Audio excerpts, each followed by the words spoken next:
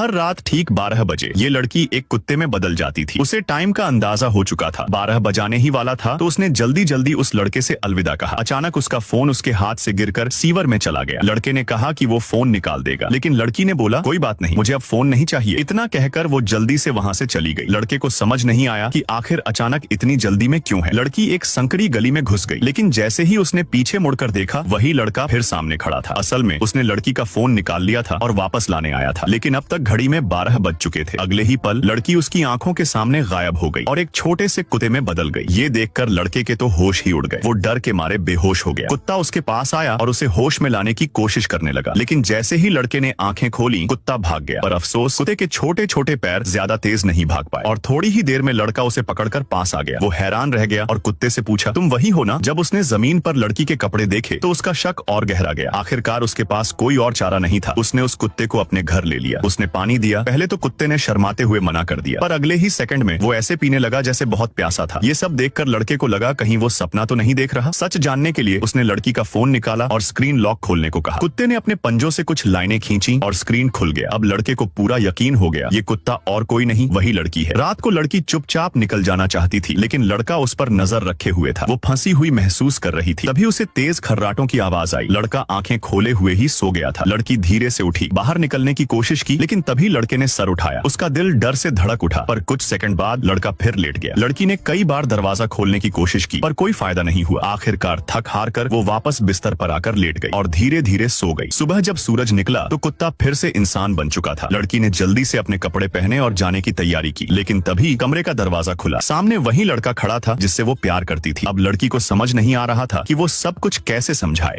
और फिर video like करने पर पार्ट 2 मिल जाएगा।